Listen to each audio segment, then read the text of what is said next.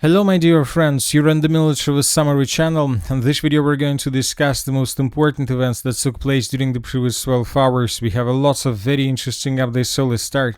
And first we're going to talk about Russia. During the previous 12 hours, the Minister of Defense of the Russian Federation made lots of very interesting statements, so let's discuss them in details.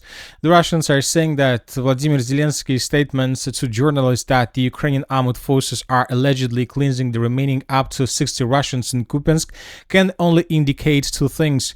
The head of the Kiev regime has completely lost touch with reality, and listening to Syrsky's report is completely unaware of the operational situation on the ground, or on the contrary, he understands the hopelessness of the situation and the real position of the Ukraine armed forces in Kupiansk.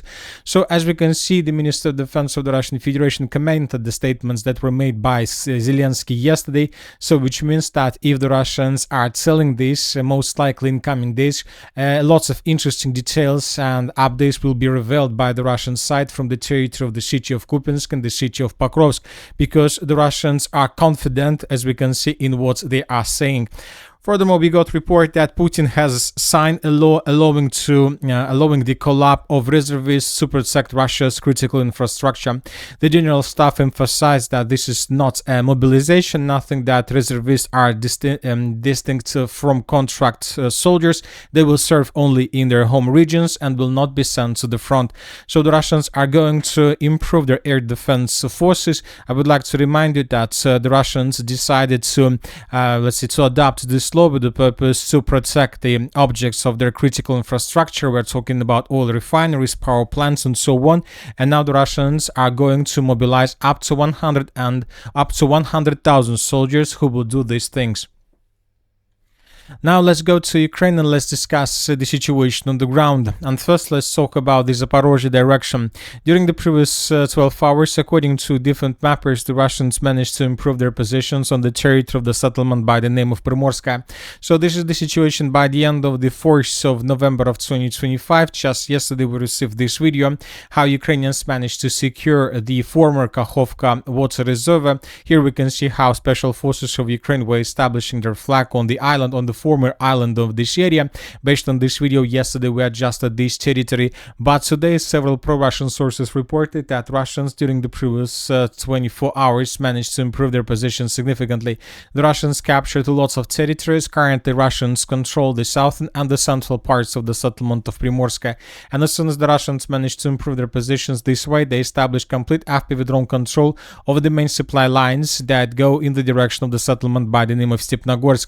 So the Russians are about to cut this territory from the logistic, and then they will continue offensive with the purpose to establish complete control over the territory. Now let's move further and let's discuss the situation in the Pokrovsk direction. During the previous 12 hours, additional changes and interesting details were discovered. First of all, we have changes on the ground, and let's discuss them in details. And this is the first video. And here we can see how Russians were freely moving in the most northern part of the settlement of Pokrovsk, how Ukrainians were attacking and bombing them. So there are lots of episodes during this video, and one of the episodes was geolocated exactly at this point. So based on this video, we came to the conclusion that Russians managed to improve their position significantly and to get the river of Gryshenka. So the Russians basically managed to get the city limits and the city border of the city of Pokrovsk in its northern part.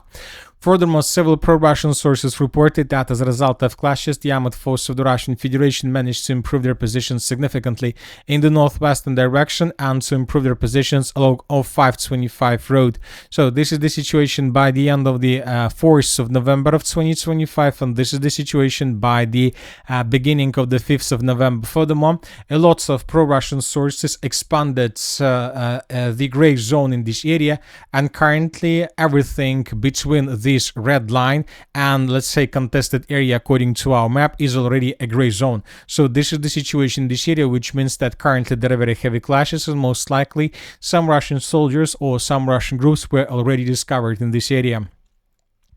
Furthermore, we continue receiving updates from the territory of the last Ukrainian citadel in the northeastern part.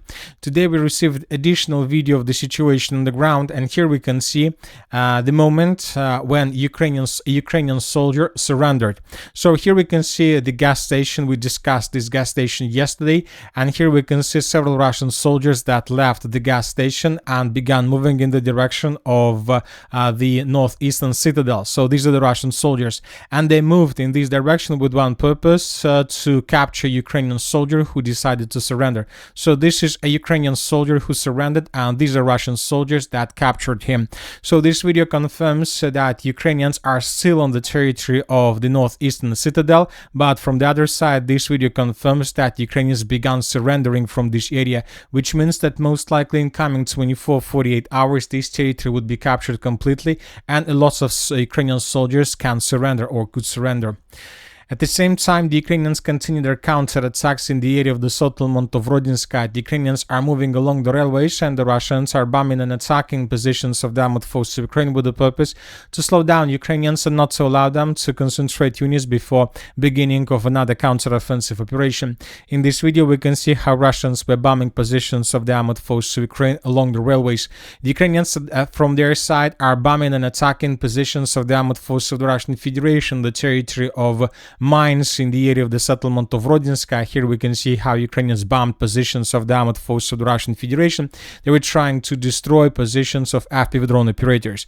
So as you can see, these two videos confirm that there are still very heavy clashes in this area, and that Ukrainians still continue their counterattacks with the purpose to restore complete control over the territory. Furthermore, the Russians continue their counteroffensive operation. I'd like to remind you that Zelensky stated several days ago that the Russians are concentrating units, and most likely the Russians are about to begin their counter-offensive operation in the Dobropolye direction. In this video, we can see how Russians were bombing positions of the armed forces of Ukraine with aviation. Now let's discuss the situation in the northern directions. During the previous 12 hours, we received additional changes on the ground in the area of the settlement by the name of Volchansk. The Russians are about to finish the battle for this territory. This bridge was cut by Russians into several parts.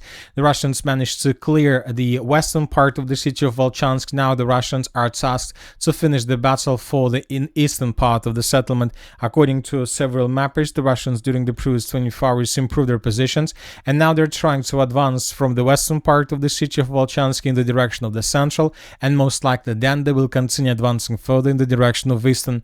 We believe that in coming days the city of Volchansk will be secured by Russians completely, and the Ministry of Defense of the Russian Federation will confirm this information. And that's it for the short video. Military with Summary channel reminds to condemn any violence in the world. Thank you for watching. Subscribe to my channel, put your likes, join my Patreon, and have a good day. Bye bye.